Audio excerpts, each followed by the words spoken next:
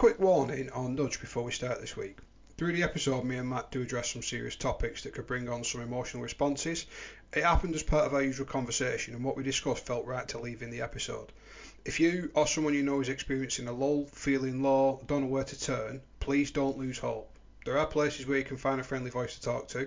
We'll leave some links in the description for today's episode where you can chat to people or you can message us on our socials.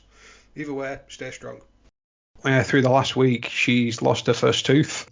How much does Dwayne Johnson charge for teeth? Fuck me. Inflation. He's in every fucking film these days. His rates have gone through the roof. Hi, I'm Matt. I'm a 30-something with a 4-year-old stepdaughter and a newborn baby. And I'm Daniel. I'm a 30-something and I've had kids for a while, ranging from toddlers to teens.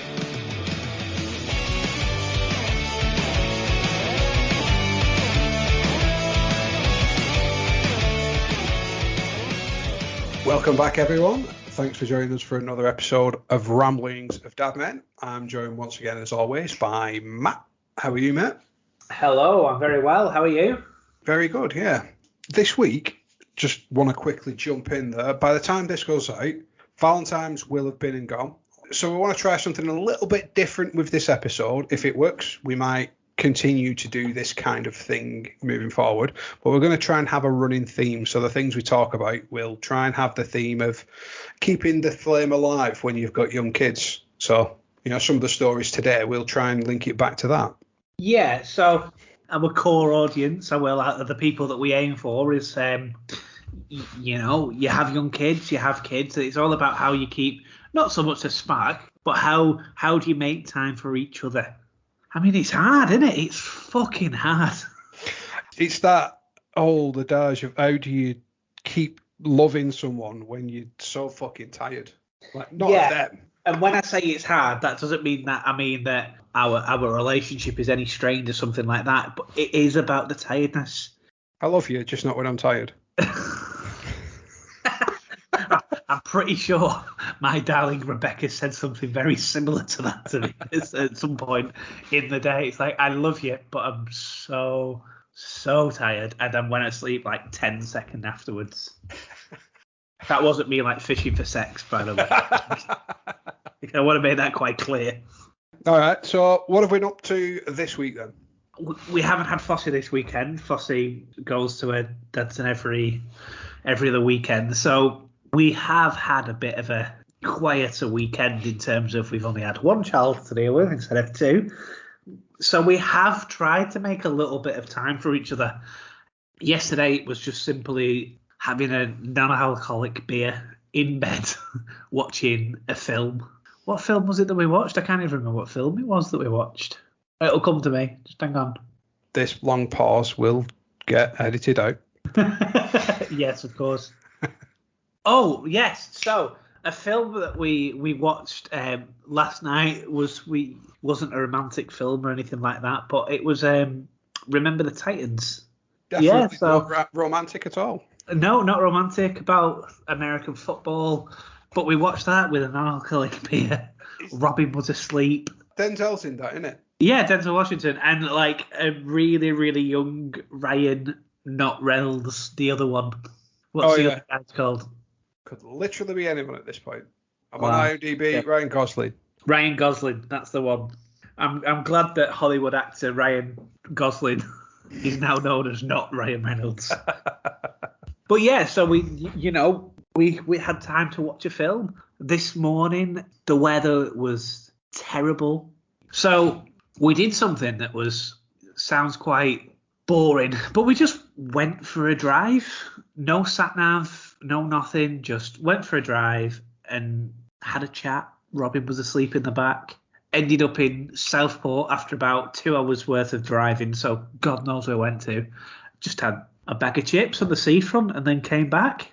But it was really nice because we haven't had 2 hours peace in 10 weeks. Wow. So it was just nice. That's what we just went for a walk.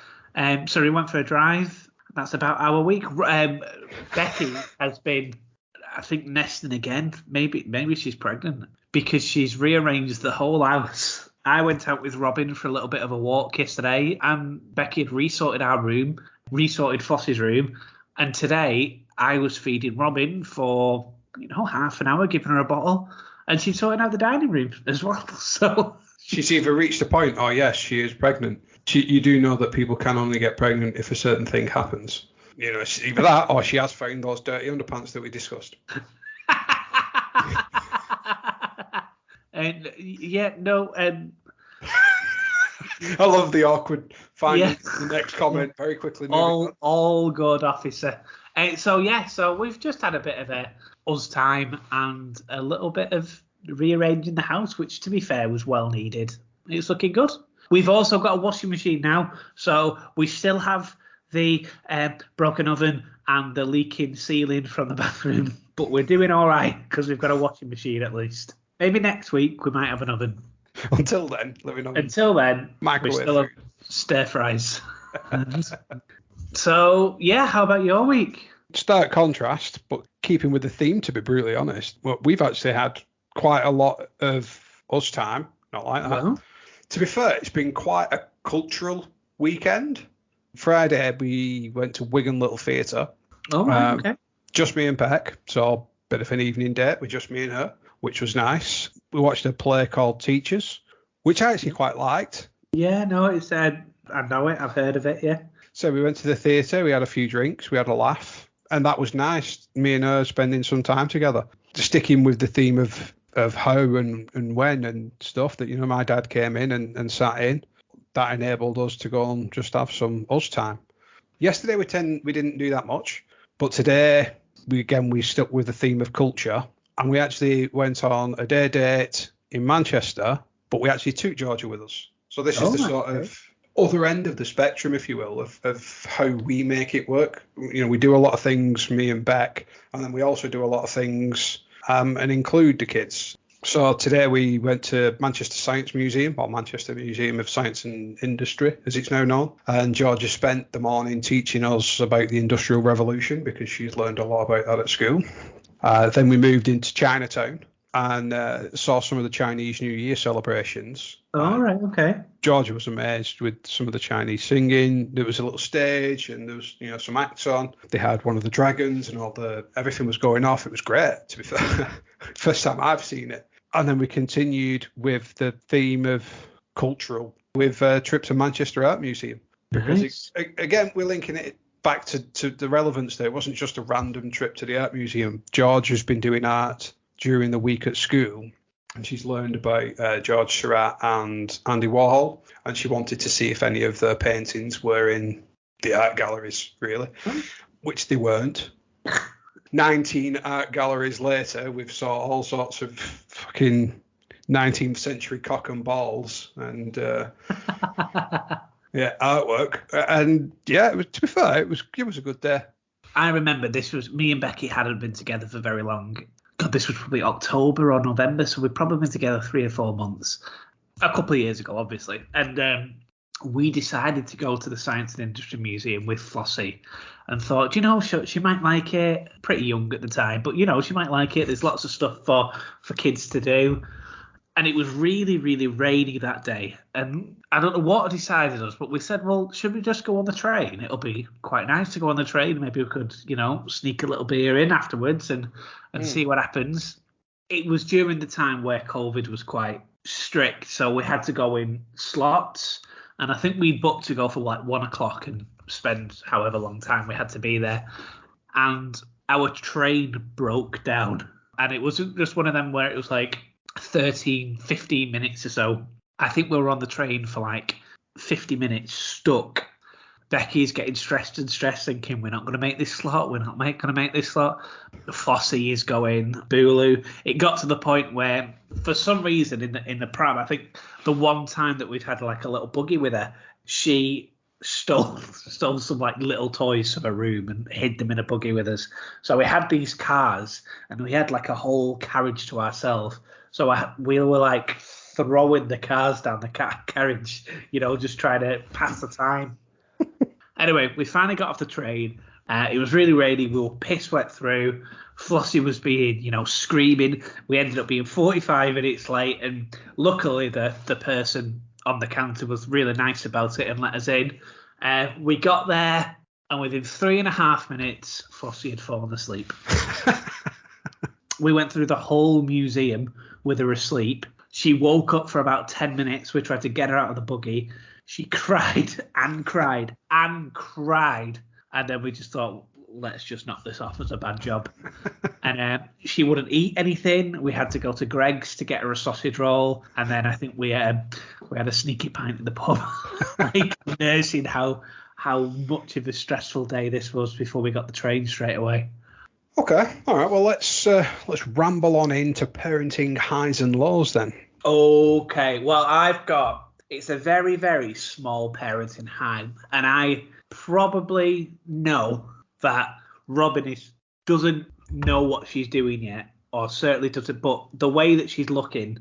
Anyway, I'll just tell you and then I explain, and then you'll say, oh no, that's just a reaction that they do at 10 weeks, you're a prick. But yeah, so we were in bed yesterday. Robin has this like little routine where she likes to wake up in the morning, and she'll have like 10-15 minutes awake, and she's very smiley, she's very energetic, but we have like a set of fairy lights on the wall, and she loves looking at these fairy lights. So we will turn them on in the morning, and she will like stare at them. No, that's just something they do at 10 weeks, you prick. I've not even got to that bit yet. I was like lied down with my knees up, and she was in a sitting position, and she was looking at me, and then I just stuck my tongue out, did a funny noise, and like shook my head like I was imagine a dog that's shaking the face. And not only did she laugh, she tried to mimic that act. She like opened her mouth and tried to push her tongue out. So she was kind of like copying me, and you could tell for like a split second she was trying really, really hard to recreate that. And I just thought, that's the best picture in the world. That was like the most amazing thing. And, you know, I shedded a little bit of a tear on me, because it was just like, we were communicating, and it was brilliant. That was my high of the week. Now that's something they do at 10 weeks, you prick. Yeah. Well, she does stick her tongue out a lot, and I don't know if it was just like a bit of a coincidence, but it was just nice. She smiled, and I can't remember if it was last week or the week before, but I mentioned something that I used to do. I found myself doing stupid fucking noises at Georgia, and what you've just described there is exactly what I used to do. We're making weird ass noises, and some of the times that I've done it to Georgia, she's given the biggest belly laughs and giggles that you've ever heard. Yeah. So it just spurs you on to keep doing it, and you just end up sitting. You know, when you rewatch those videos, you think, great, kids laughing, but you fucking weapon. Well, what? You know, you wouldn't make those noises out in public, and you get fucking locked up. Well, that's the thing, isn't it? I mean, this is another thing in my short time through parenthood, is that you don't really care about making a bit of a prick of yourself, do you? Because it's for somebody else, and they don't know any different, I guess. And it's just, I don't think you've got a choice. Exactly. Yeah. Yeah. But yeah, no, that was my parenting high, and Becky was like, "Are you crying, you soft get?" Like, yeah, I am. No, I'm not. Someone's cutting an onion. Fuck off. But yeah, how about yours? I mean, my parenting high, to be fair, it's quite a momentous one. Georgia's lost her first tooth. Oh, really? Yeah. It's been wobbling for a little bit of time. We've sort of seen it getting looser and looser, but through the last week, she's lost her first tooth. How much does Dwayne Johnson charge for tooth? Fuck me. Inflation. He's in every fucking film these days. His rates have gone through the roof. fucking $5 for a tooth. A $5? Wow. I have sort of let her know that, you know, COVID times are in place at the minute, that you might get a $5 for your first one, but you certainly won't be getting it for the fucking second.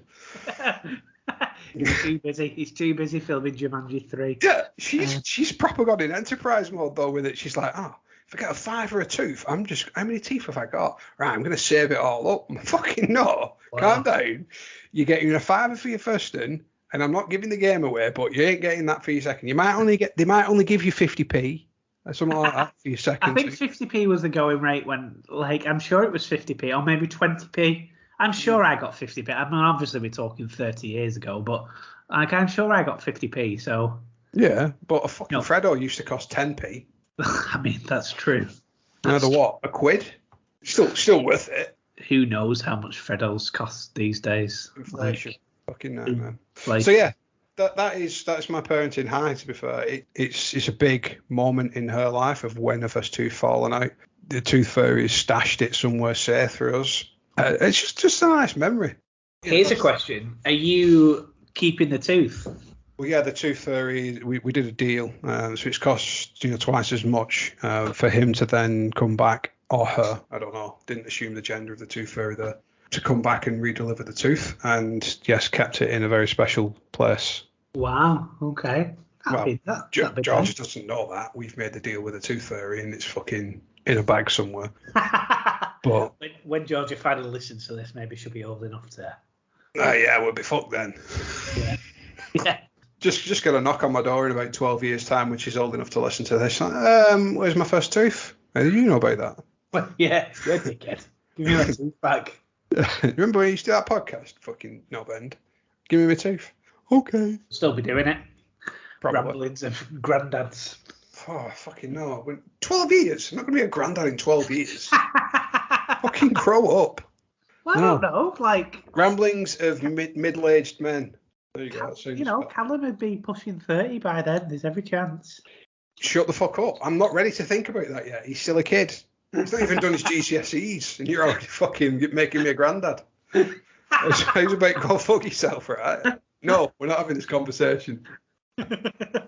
Okay, well. Hit me with your parenting low. This isn't so much of a parenting low. It's kind of a low point in the week. Part of what I said when I would do this podcast is that I would always try and be honest, and I would always try and be like, not try and paint a perfect picture of our lives. And obviously over the past couple of months, year, we've been saving ridiculously to try and, to get a house, to move on with things and to get on that ladder. And I just had a bit of a moment. Now, I usually try to keep busy throughout the whole day, or I'll do something to try and distract me. And I just had a bit of a low point in the week where I let my thoughts run away with me, and it just felt like we weren't moving on quite as quickly as we should be. Like, we should be having a fucking house now. The house is falling down that we're living into. It's a lovely house, but the kitchen, as we've already discussed, is condemned. We have to get a new car. My car has fallen down, and it's just, we've got all these choices and all these things about what we should do first, and everything is just equally as important, but also such a massive expense. We don't know which one to do first. And we're meant to be going on holiday in April, but the car just isn't big enough, so we have to buy another car. But then do we think, well, actually, is that a stupid idea because we need to get our mortgage in principle sorted and blah, blah, blah, blah. And it's just felt like I just had a really low moment where things aren't progressing, and they are. And I felt like I wasn't living in the present. I should be happy that everything's here, but I shouldn't be thinking 6 months away, because that's what we've been doing for the past, 12 months or whatever. I just had a bit of a down day, and that affected how I was with a parent. That affected how I was, as a partner to Becky. It was just shit. I'm fine with that now. I'm over that. But it's just, it was just a reminder to myself and anybody else that's listening, is that things aren't better. You don't have to worry about things all the time. So that was my parenting low. I get where you're coming from. Like, genuinely, I do. Like, it's hard to not get swallowed up by those issues. I'm a victim of it as well. I think everybody is, to be really honest. A lot of people get carried away with the future. If you've got a plan and you're working towards that and things aren't going to plan, it's very easy to get wrapped up in the negatives. Yeah. And Beck always has a go at me for being infinitely positive, and always trying to find the positive in a negative, and always trying to see the bright side, and always trying to see the silver lining, if you will.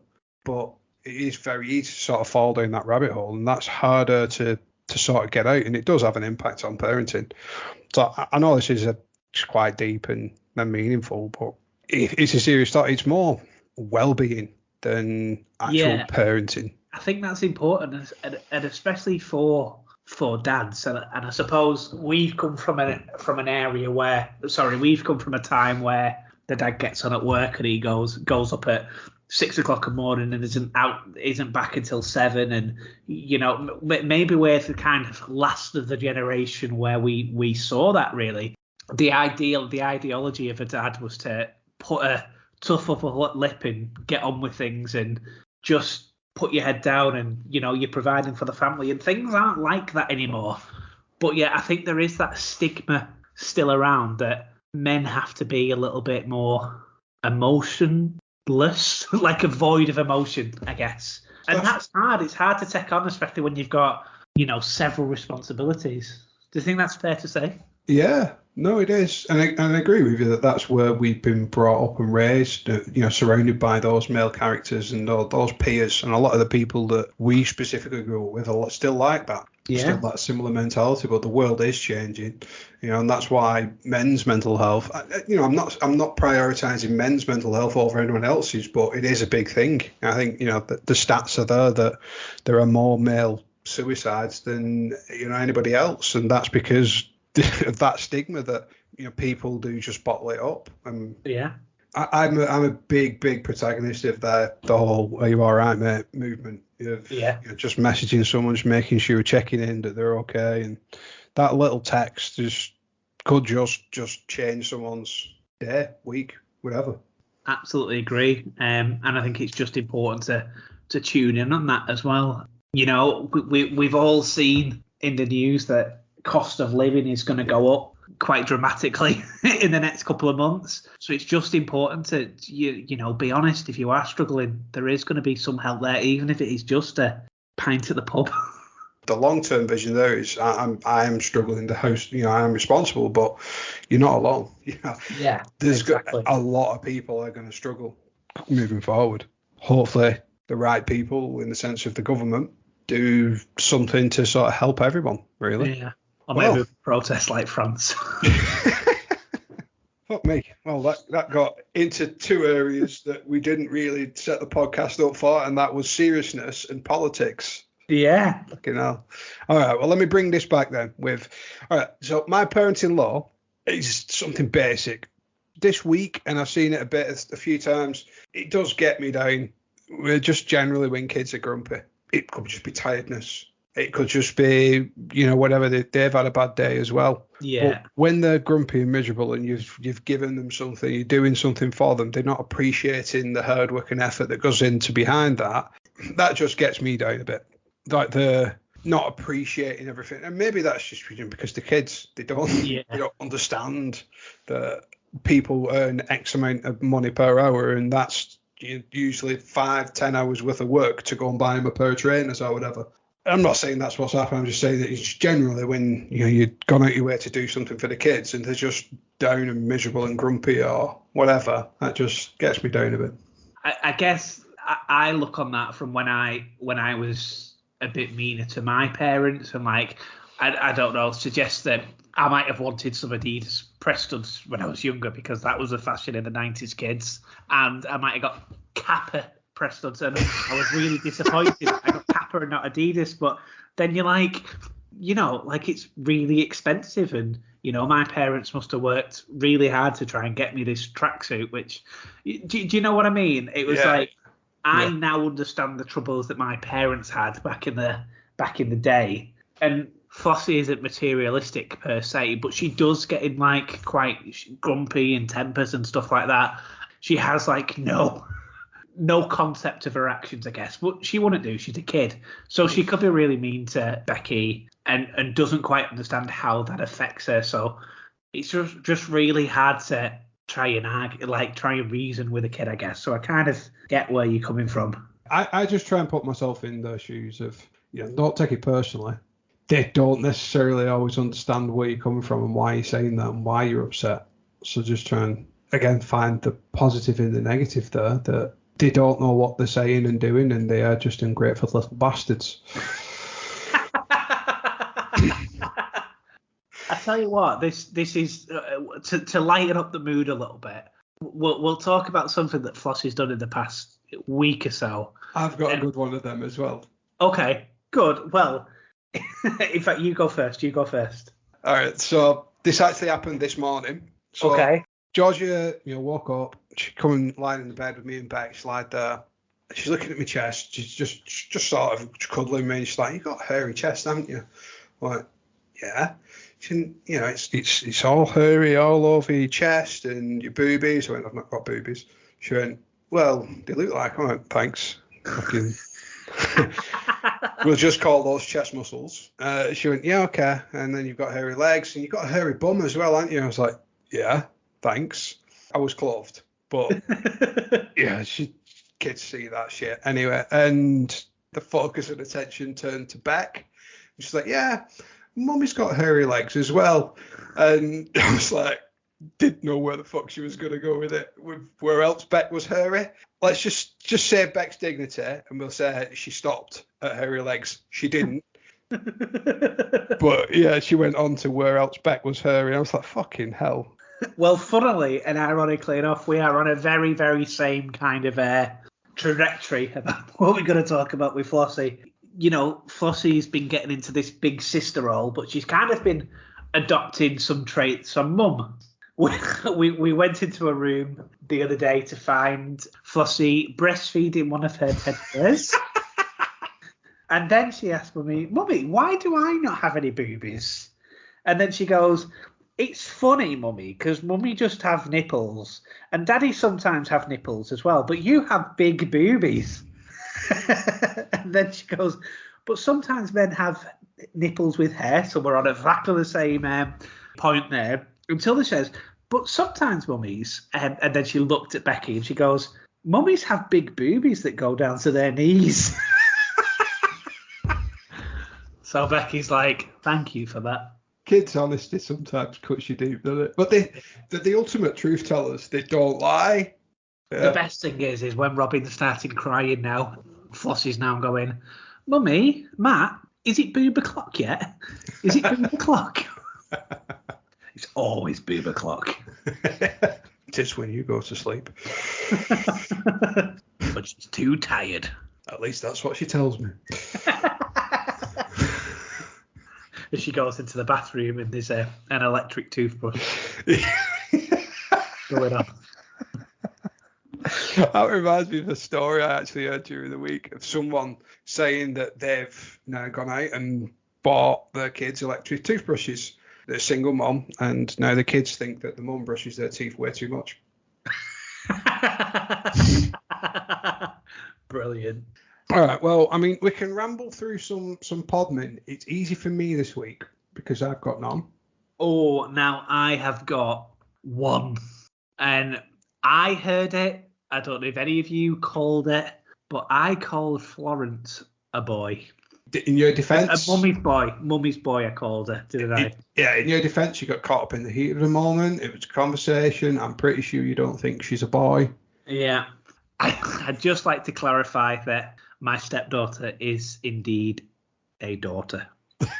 She is a girl. She is a mummy's girl. Apologies. Sorry, Becky. It was an accident. What a way to clarify. My stepdaughter is, in fact, a daughter. So you're doing far better on the podman than I am. I know, maybe Beck's just not listening out for it. She just tells me I've got none and I'm fucking ace, and it's just inflating my ego when really she's just not listening. Yeah, that's true. I will bring you a podman next week to confirm that she is in fact listening. Yeah, you've 3 podmans yourself already, so. Okay. Well, I know we've skirted through it, but talk to me about the time that you first, or one of the times, if you can remember, that you first left Georgia on her own. I suspect it's quite a big thing, because our thing is like, I don't know if when to leave her, when's a good time that she can, someone can look after her, or what should we do? Where should we go? Am I going to worry that, she's going to be with someone else for a couple of hours? Is this a thing? Like, so okay, I know exactly where we went, and this I've maybe just oversold myself and guaranteed myself a podman here, but I'm 95% sure that our first time away from Georgia, she was over 1. It was at a friend's wedding. Over 1. Oh no. We were like thinking we could get a break after like 4 or 5 months. Or something. That was overnight. We left for a couple of hours with family here and there just to do things. But yeah, overnight, the first overnight was at a friend's wedding. It was relatively local. So we weren't, miles away or anything like that. If anything went wrong, we could get back. But yeah, no, we really overdid that. That was the first time we'd been kid-free for over a year. So we both got absolutely twatted. It was 4:30 before we went to bed. Wow. We were dancing, we were drinking. It was fun times. We're definitely rolling. I remember waking Beck up. I'd set my alarm for breakfast, and my alarm went off. I think it was like breakfast was on till 9. It went off at 8 o'clock, and I was like, right, we're going to have to get up to go and get something to eat now. I need something to eat before I drive. And she's like, you taking a piss? I've only just gone to sleep. So, yeah, we overdid it. I fully expect that is the norm, that people will overdo it as soon as you are kid-free. We're actually going away for a night in a couple of weeks' time, and George is staying out with one of the grandparents. And we've actually joked that we're actually just going to go and have an early night. Honestly, that sounds fantastic. I genuinely, I'm intrigued to see what it's like for you and what your first time's going to be like, Matthew. Yeah. But I don't know. I mean, maybe we can open this up to everybody else. Like, what was, reach out to us on the usual formats, the socials, and just let us know. When did you first leave your kids? I'm fully expecting some people will reach out and say 3 months. I can sympathise that you're at that point already. When you feel comfortable, I think is the only answer there. If you and Becky both feel comfortable, say, Becky's mum, your mum, whatever, looking after her overnight. And I think the biggest fear for me was definitely that we'd got Georgia in such a very good routine. We didn't want to deviate from that. Or the fear for us was deviating from that, even for a night, could completely disrupt everything. Yeah. I think what we worry about is that Robin's quite she's brilliant, she's lovely, but she's already developed her own routine, and that very much routine is you can't really put her down in the daytime. So if I have to pick her up for whatever reason, if I'm working, I have to walk around the house. I have to take like a little 5-minute break and walk around the house. Let's say that Becky has to nip to the bathroom because she's a human being. I can't sit still with her. I have to walk with her constantly. And that's pretty much constant throughout the day. So Becky has either, got Robin on her breastfeeding. She has 2 bottles in a full day. One just before bed to try and knock her out so she can get to sleep. And then one just before we have our tea. So she, is kind of like happy. Where she can sit down or she can lie down on Becky or myself at least, so we can quickly feed some food.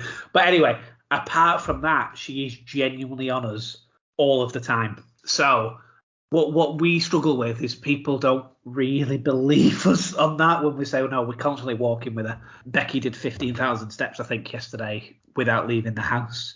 And it's just that kind of thing where I'm not doing as much as her, but I'm doing a similar kind of thing. Becky had to go do a speed awareness course the other day because she's a naughty girl and she breaks the speed limit. I was working, so Becky's mum doesn't work on Wednesdays, so they thought it would be easier if it was remote if Becky did it at her mum's house, and then she can have Robin for a couple of hours, because I don't know if you've ever been to a speed awareness course. They take like 3 days to complete. No, I've never done it. I'm a super good driver. Oh, God, they're the worst things in the world. Do you know what was really embarrassing? Is that I've only had to do it once, but it was for 4.5 hours long. And the gentleman that did it happened to be one of my housemates when I was at uni's dad. Oh, wow. So he was like, how the piss and hell have you got on this? I'm like, I don't want to talk about it. Let's just get it over and done. Stop, embarrassing me. But anyway, so she did this. Can I just take this moment to cordially uninvite Beck's offer of me and her looking after Robin for you? No, she is a good child. My point is that throughout the day she's particularly needy, and Becky's mum found that out about. Like, I don't think she was happy for a couple of hours, and it's that constant walking around with her. So we are particularly conscious that we don't want to give a demon child to anybody. Only thing you can do then is, genuinely, this is just an off-the-cuff suggestion, but use your app. You know, make sure you've got when she's going to be in a good bit of the pattern cycle, whatever you want to call it, and plan something in around that. You know, at least then you guys That's a really good idea. A bit more comfortable with, you know, leaving her, and she should, in theory, be a bit more settled. Yeah, that might help you. That's a good idea, that, actually. At least get a repeat offer out of somebody. Yeah. And then where do you go? Do you do something like, do you go to a motel and pay by the hour? Or do you just sit inside your room and sleep? Or do you go out and party? Or depends why you're doing it. What do you do? If you're doing it just for the sake of getting a bit of you time between you two, do whatever makes you two happy. If that is going somewhere and sleeping, and you both find benefit from that, by all means do that. You know, if that's you two going kayaking or some shit, then fucking go kayaking. I don't know. I'd quite like to go kayaking, actually. I mean, given how tired you are, I don't think you're in the right frame of mind to commit to that yet. Why don't you build up to it? Why don't you, and this is me throwing you firmly under the bus, knowing that Becky will hear this before Valentine's, but dip your toes in it. Just go out for a meal. You know, get someone to sit in of an evening when you know Robin's going to be easier to handle and Flossie's going to be, you know, hopefully asleep. And that gives you two a bit of alone time, a bit of grown-up adult time to go out for a Valentine's meal. That can be a dipping the toes in the water. It's not my toes I want to dip in. Listen, you're already dealing with a baby. Right? Calm the fuck down. I did tell Becky that I dreamt that we had another baby last night. She looked at me and says, "No, thank you, not yet." She's not ruled it out, but she looked at me with like, do you know when a dog looks at you just before it's going to bite you? Like like that kind of, get away from me right now. Your ears are twitching a little bit. Did you just liken Becky to a dog? No. No. I mean, even if you're going to ask her on this phantom date now, pretty sure she's going to say no. Oh, I love you, Becky. This is your Valentine's message, that I love you very, very much. All right. Okay, well, because we're absolutely fantastic at continuity, I'd just like to say either congratulations to our competition winner, who was announced a couple of days ago, or we're going to announce our competition winner shortly. Does that work? Like, I mean, it's a catch-all. It definitely does tick all of the boxes. I'm pretty sure you're only supposed to tick one. It's like when you do the test and it's multiple choice and you pick everything. Yeah. One of them's right. So, yes, either congratulations or future congratulations to whoever maybe wins. You know, we've not done it yet, or we have done it yet. So congratulations, or we're going to do it shortly, and good luck. Doing the maths, when this goes live, we should have already done it. That'll be fine. It will be a congratulations. Next week's episode, we will probably name whoever's won. Yeah. Naturally, you won't even know about it, you guys, but, you know, we will have announced it, and we'll probably do something on our socials to congratulate said person way before this goes anywhere near the air. Yeah. Yeah. So on that very professional note. Thanks for coming. Yeah. Thanks. Yeah. Bye. We'll Bye, guys. See you next week. Bye. Bye. I'm fucking waving. I haven't got a camera. Have I?